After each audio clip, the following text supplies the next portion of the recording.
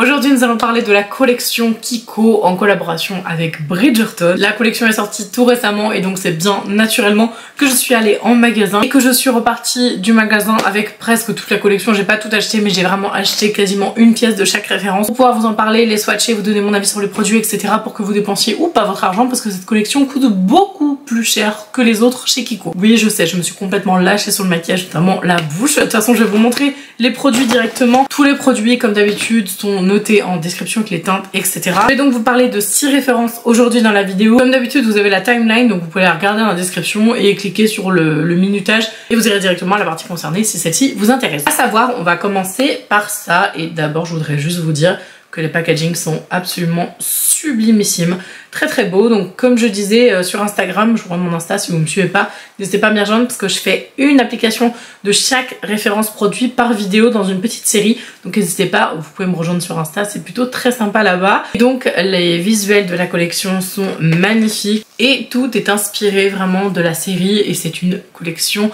collaboration officielle puisque derrière ou devant, je ne sais plus, enfin bref, non si là par exemple, mais là nous avons bien donc Netflix qui a posé son sceau ici, c'est une vraie collaboration et de ce fait bah, c'est sublimissime mais c'est aussi beaucoup plus cher. Première chose, nous allons parler des Gilded Glaze Shimmering Cream Eyeshadow. Je crois qu'il y a 3 références. Moi j'ai la 1 et la 3. Donc la 1 s'appelle Lady Whistledown's Whispers et la 3 c'est Whimsical White Flower. Vous excuserez mon accent absolument pitoyable. Je vous montre les produits tout de suite. Voilà à quoi ça ressemble. Ça me fait vraiment penser à des produits de chez Pale Wiz. Je sais pas pourquoi les bases. Donc ce sont des ombres à paupières crème, le tube de présentation, de toute façon je vais vous montrer, mais c'est un tube en canule, je suis pas extrêmement fan de l'applicateur mais bon c'est pas grave. Et donc je vais vous swatcher les teintes et je vais vous donner mon avis parce que j'ai déjà testé toute la collection.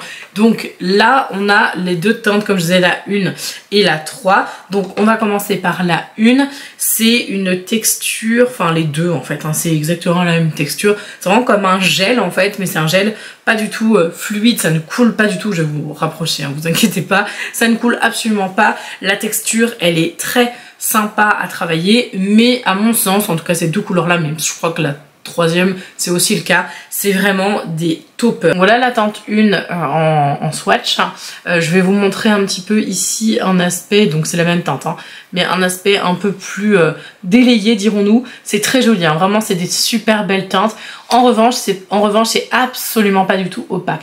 Donc ne vous attendez pas à pouvoir faire des cut crease avec ou voilà des choses comme ça. C'est vraiment un produit que tu mets soit sur la paupière nue, soit par-dessus un fard et il faut y aller vraiment très doucement parce que ça peut bouger le fard en dessous. J'aime énormément cette teinte là, d'ailleurs c'est celle que j'ai utilisée là, alors j'ai fait un peu n'importe quoi au niveau de mes yeux, mais je l'ai utilisée par-dessus un autre produit que je vous montrerai tout à l'heure. Je vous montre la teinte numéro 3 juste à côté pour que vous puissiez avoir une idée aussi. Là on n'est pas du tout sur un espèce de parce que l'autre c'était un champagne un peu, ouais, un petit champagne, hein, c'est sympa.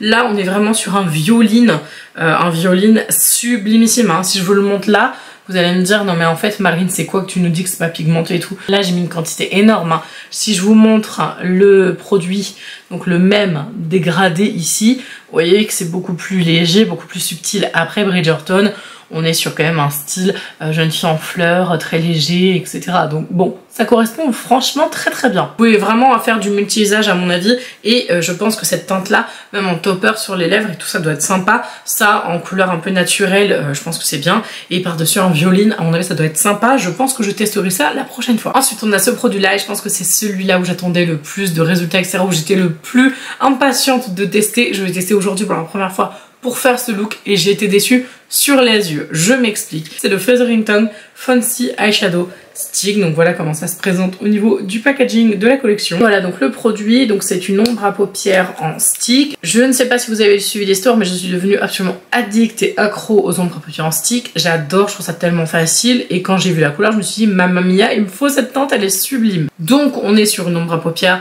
complètement pastel. Moi j'imaginais le truc extrêmement opaque, à la limite je le posais et j'allais avoir une couleur super intense et ben pas du tout. J'étais assez déçue. J'adore ce produit, je vais le réutiliser jusqu'à trouver la technique qui me fera avoir le même résultat que ce que je vais vous swatcher sur la main.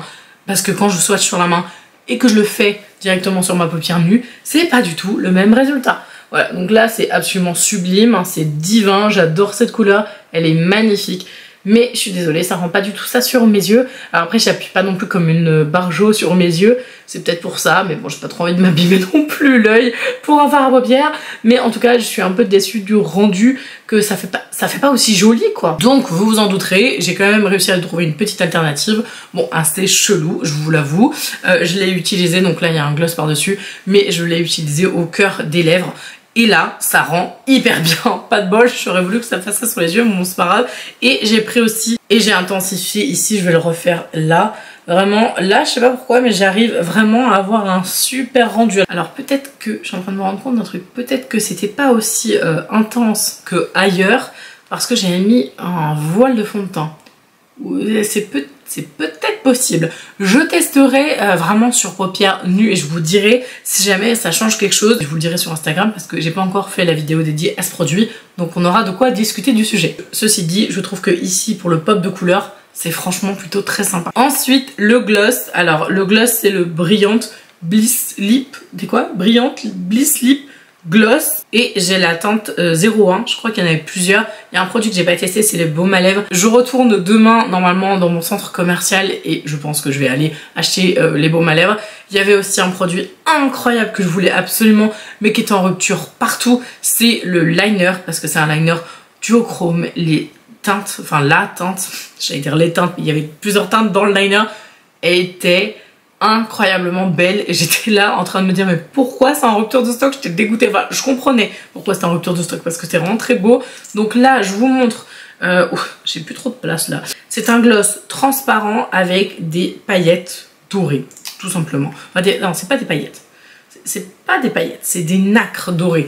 C'est beaucoup plus subtil que ça, donc il est au milieu. Je sais pas si vous vous rendrez compte, mais vraiment on a cet effet paillette. Si vous le mettez tout seul sur les lèvres, c'est magnifique parce que ça vous fait un effet vraiment comme si c'était de l'eau en fait, de l'eau à paillettes. C'est très joli. Ce n'est pas du tout, je tiens à préciser, la même formule que les super cotés gloss de chez Kiko. C'est pas du tout la même formule, je tiens à préciser, et en effet je le sens sur la bouche que c'est pas du tout pareil. Donc voilà ce que ça donne pour toutes les petites références qui ne sont pas des grosses références, enfin, quand j'appelle grosses références, des choses comme ça. Donc passons maintenant au duo blush et highlighter. Alors je pense que c'est quand j'étais devant cette référence où je me suis dit ah ouais, en fait ils ont fait flamber les prix. Comme je vous disais, c'est une collection originale qui a été approuvée et validée par Netflix, donc c'est extrêmement cher.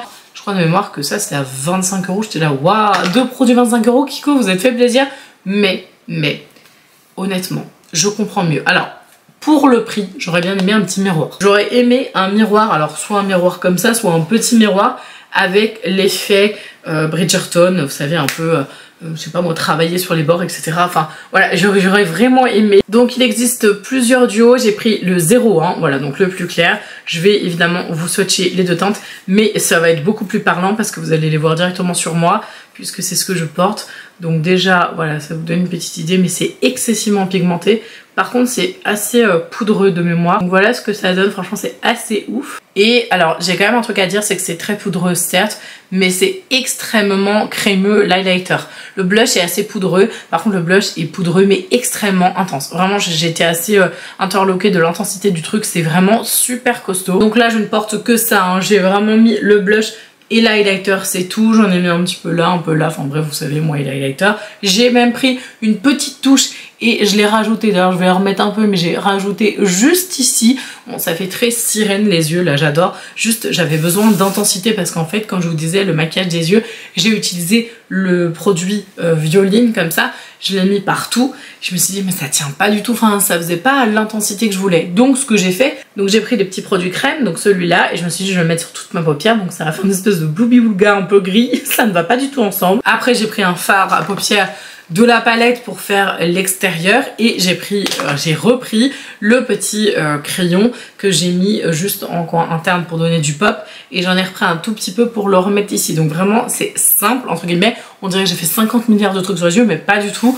En réalité, si tu refais vraiment la même technique, ça va très vite. Vraiment, par contre, de la palette, j'ai pris la Romantic Rhapsody parce qu'il y avait énormément de palettes. Je crois qu'il y en avait 4, je crois, un truc comme ça.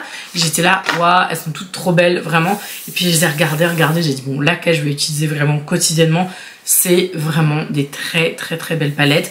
Je n'ai testé pour le moment que ce fard là, donc ici, c'est très pigmenté, c'est hyper poudreux. Celui-là, Les autres, je sais pas la texture, de toute façon je vais vous les swatcher, mais c'est très poudreux, je tiens à préciser. Par contre, il y a du pigment, vraiment, et voilà, c'est poudreux, mais tu sais pourquoi quoi. C'est extrêmement pigmenté, donc vous voyez, ça c'est ce que j'ai utilisé sur ma paupière, mais j'avais vraiment mis une quantité infinitésimale, donc là honnêtement on se rend bien compte que c'est très pigmenté. C'est marrant, je m'attendais à ce que les fards un peu lumineux comme ça, ils soient hyper, limite un peu comme du beurre, en fait pas du tout, mais c'est assez joli. Le doré il est beau, c'est marrant parce que c'est des couleurs foncées, je m'attendais pas à ça.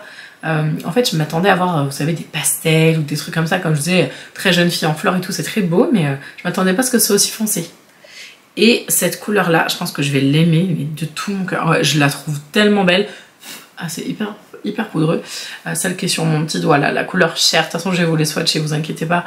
Je voulais vraiment vous les montrer sur le doigt comme ça, je trouve que ça rend bien, on voit bien le pigment quoi. Pas mal, c'est pas mal, j'ai réussi. J'ai presque réussi à vous faire des swatchs parfaits du premier coup. Et c'est vraiment joli hein. J'ai hâte de faire plein de looks avec et du coup je vous ferai une vidéo évidemment sur Insta. Je vous ferai bien évidemment un tuto Insta dédié à cette palette. J'attends maintenant que vous me disiez en commentaire si vous avez trouvé génial cette collection. Moi franchement dès que je l'ai vue, je suis devenue mais hystérique limite. Vraiment j'étais là, ah il me faut absolument cette collection. Donc dites-moi en commentaire ce que vous en pensez. Est-ce que vous trouvez que les prix sont abusés? Est-ce que vous trouvez que ça vaut au niveau de la qualité? Moi en tout cas je trouve que c'est une très belle collection. Il y a des petits couacs mais vraiment la quasi-totalité des produits que j'ai testé en tout cas sont excellents. J'ai hyper hâte d'aller voir si je craque pour un autre produit. En tout cas je pense qu'à mon avis les baumes à lèvres avec des paillettes, je pense que je vais tester honnêtement. En attendant je vous embrasse de tout mon cœur et je vous dis à la prochaine. Ciao!